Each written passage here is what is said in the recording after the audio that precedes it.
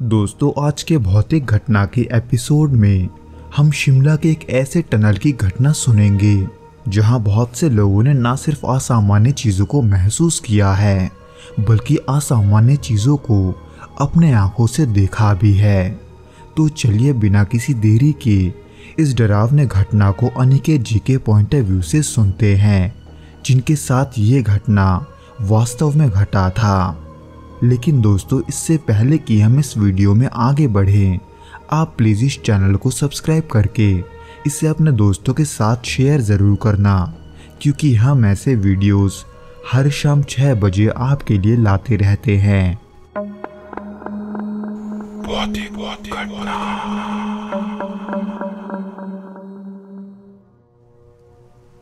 ये बात साल 2014 की है। मैं पहली बार हिमाचल प्रदेश के शिमला गया था। मेरे कॉलेज में गर्मियों की छुट्टियां थी और मेरे कुछ दोस्तों ने इसी बीच शिमला घूमने का प्लान बनाया। वे बार बार कह रहे थे कि पहाड़ों में एक अलग ही सुकून है। हालांकि मुझे बाहर जाना उतना पसंद नहीं था, लेकिन पढ़ाई के स्ट्रेस से दूर जाने का मौका मैंने गंवाना ठीक नहीं समझा। जुलाई का महीना था। मौसम ठंडा और हल्का हल्का गीला सा लग रहा था, क्योंकि शाम को जब हम शिमला पहुंचे तब चारों तरफ घने बादल थे और हल्की बारिश की बूंदें गिर रही थी।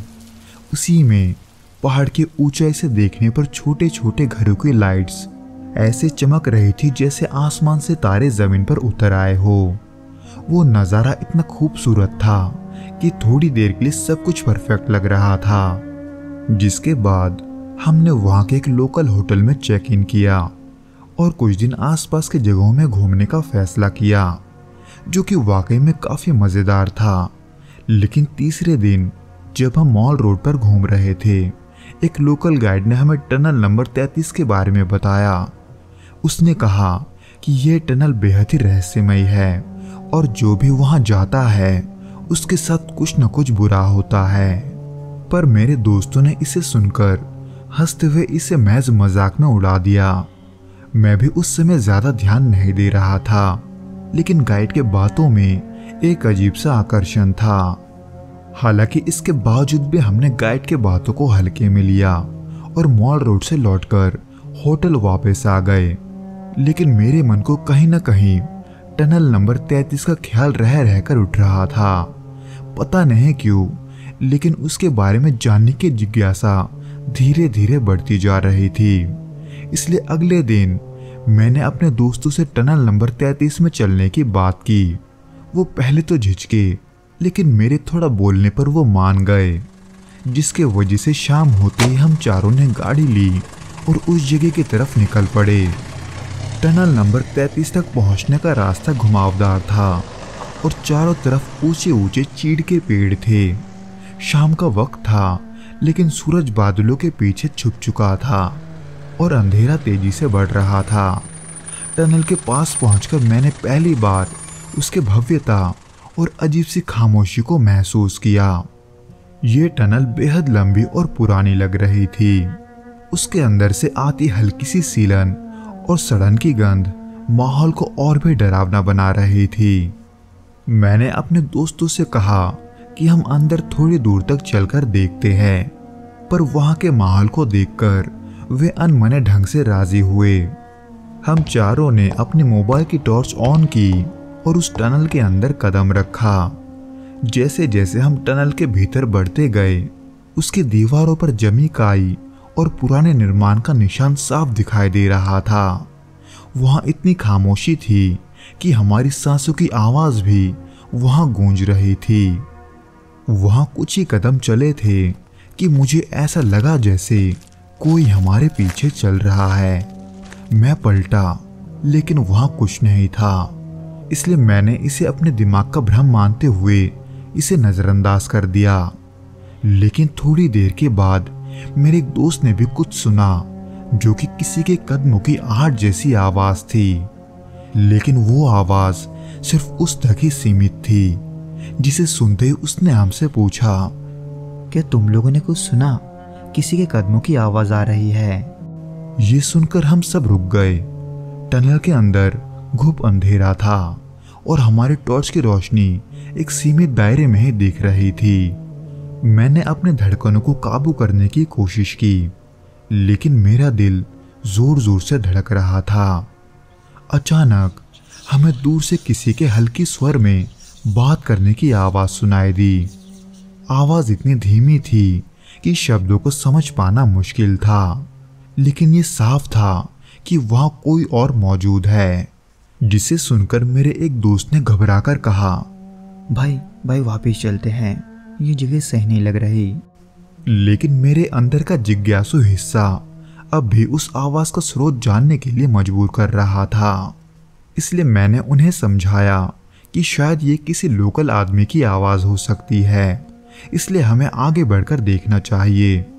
पर जैसे ही हम थोड़ी और आगे बढ़े, हमारी टॉर्च की रोशनी में टनल के कोने पर एक आकृति दिखी।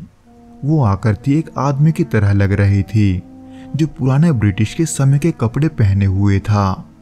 वो झुका हुआ था, जैसे वो कुछ खोज रहा हो। जिसे अपने सामने देखकर मेरी रीढ़ में एक ठंडी लहर दौड़ गई। मैंने हिम्मत जुटाकर पूछा, सुनिए, आप कौन हैं? यहाँ क्या कर रहे हैं? उसने धीरे धीरे अपना सिर उठाया। उसका चेहरा धुंधला और अजीब सा लग रहा था। उसने एक हाथ उठाकर इशारा किया और कमजोर आवाज में कहा, रास्ता दिखाओ। अब कौन सा रास्ता, ये हमें नहीं पता था। उस पल मुझे महसूस हुआ कि ये कोई सामान्य इंसान नहीं हो सकता। मेरे दोस्त चिल्लाकर पीछे भागने लगे, लेकिन उस पल में जैसे मेरे पैरों ने काम करना बंद कर दिया था। चारों तरफ घुप अंधेरा था और सिर्फ मेरी सांसों की आवाजें सुनाई दे रही थी। मैंने अपने दोस्तों को भागते हुए देखा, लेकिन मेरे हाथ पैर बेजान हो गए थे। वो आदमी अपनी अजीब आंखों से अब मेरी ओर ही देख रहा था। मैंने किसी तरह खुद को संभाला और अपनी टॉर्च को दोबारा चालू करने की कोशिश की। माचिस की तिल्ली की तरह टॉर्च बार बार जलने की कोशिश में झपक रही थी, और हर बार उसके झपकी रोशनी में मुझे वो आदमी पहले से और पास नजर आ रहा था। मेरे गले से आवाज निकालना मुश्किल हो रहा था। मैंने कांपते हुए कहा, आप कौन हैं? उसने फिर से वही शब्द दोहराए, रास्ता दिखाओ। मेरी टॉर्च आखिरकार पूरी तरह से चालू हुई और उसकी रोशनी पड़ते ही वो आदमी हवा में धुंध की तरह गायब हो गया। इस तरह के एक डरावने मंजर को देखकर मेरी दिल की धड़कन इतनी तेज हो गई थी कि मैं खुद उन्हें सुन सकता था। उसी बीच जब मुझे भागने का मौका मिला, मैंने बिना पीछे देखे भागने का फैसला किया। टनल में हर कदम मुझे बोझिल लग रहे थे और मुझे ऐसा महसूस हो रहा था जैसे किसी ने मेरे पीठ पर ठंडी सांस छोड़ी हो। जब मैं टनल से बाहर पहुंचा तो मेरे दोस्त मुझे हाफते हुए मिले। वो पूरी तरह डरे हुए थे।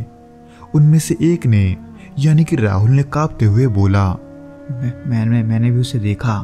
वो आदमी वो मेरे पास आया और कुछ कहने लगा। राहुल की आवाज में घबराहट और डर साफ नजर आ रहा था, और उसके चेहरे पर पसीने की बूंदें इस बात का सबूत थी। हालांकि मैंने उसे शांत करने की कोशिश की, लेकिन मैं खुद भीतर से हिल चुका था। इसलिए हमने गाड़ी में बैठकर तुरंत वहां से निकलने का फैसला किया। उस दौरान गाड़ी में सन्नाटा था, कोई भी कुछ बोल नहीं रहा था। बाहर अंधेरा और घना हो चुका था और सड़क पर सिर्फ हमारी गाड़ी के हेडलाइट्स ही दिख रहे थे। जैसे हम शहर की तरफ बढ़ने लगे, हमें लगा कि सब ठीक हो गया है, लेकिन तभी गाड़ी के पिछले हिस्से में हल्की खड़खड़ाहट की आवाज सुनाई दी। मेरा दोस्त, जो कि उस समय ड्राइविंग कर रहा था, उसने कहा, क्या तुमने ये आवाज सुनी? मैंने हाँ में अपना सिर हिलाया, लेकिन जवाब देने की हिम्मत मैं जुटा नहीं पा रहा था। उसी बीच अचानक से गाड़ी के शीशे पर किसी ने दस्तक दी, जिसके वजह से हम सभी चौंक गए, क्योंकि गाड़ी तेज रफ्तार में थी और उतनी ऊंचाई पर यह असंभव था कि कोई पैदल गाड़ी का पीछा कर सके। पर ड्राइवर ने शीशे में उसी टनल वाले आदमी को देखा। मैंने भी शीशे में देखने की कोशिश की, लेकिन वहां कुछ भी नहीं था। कुछ ही पलों में गाड़ी के अंदर एक ठंडक सी छा गई थी। ऐसा लग रहा था जैसे किसी ने एसी चालू कर दिया हो, लेकिन हम जानते थे कि ये सामान्य नहीं है। इसलिए उस समय हम किसी तरह से बस होटल वापस पहुंचना चाहते थे। होटल में पहुंचकर मैं अपने कमरे में सोने की कोशिश कर रहा था, लेकिन बार बार वो चेहरा मेरी आंखों के सामने आ रहा था। फिर अचानक से मुझे कमरे में हल्की सी सरसराहट सुनाई दी। मेरा दिल धड़कने लगा। मैंने सोचा कि शायद ये मेरी घबराहट का असर है, लेकिन जैसे ही मैंने अपनी आंखें बंद की, मुझे अपने बिस्तर के पास ही किसी के खड़े होने का एहसास हुआ। मैंने धीरे धीरे अपनी आंखें खोली और ठीक अपने सामने एक परछाई देखी। वो वही आदमी था, वही आंखें, वही कपड़े। उसने फिर से कहा, रास्ता दिखाओ, और उसके साथ कमरे में सब कुछ ठहर गया। उसे देखकर मेरी आवाज फिर से बंद हो गई थी और मैं हिल भी नहीं पा रहा था। पर उसके बाद क्या हुआ ये मुझे आज भी याद नहीं है। शायद मैं बेहोश हो गया था, क्योंकि सुबह जब मेरी आंखें खुली तो मैं बिस्तर पर अकेला था, लेकिन कमरे में एक अजीब सी गंध थी, जैसे सीलन और सड़े हुए लकड़ी की। इसलिए हमने उसी दिन शिमला छोड़ने का फैसला किया। लौटते वक्त भी मैंने उस रास्ते को पीछे मुड़कर नहीं देखा। आज भी जब उस घटना को मैं याद करता हूँ, मेरे रोंगटे खड़े हो जाते हैं। क्या वो सिर्फ मेरा वहम था या वहां पर सच में कुछ हुआ था? ये सवाल आज भी मेरे जहन में गूंजता है। लेकिन एक बात तो पक्की है कि मैं टनल नंबर 33 का नाम सुनते ही बेचैन हो जाता हूँ।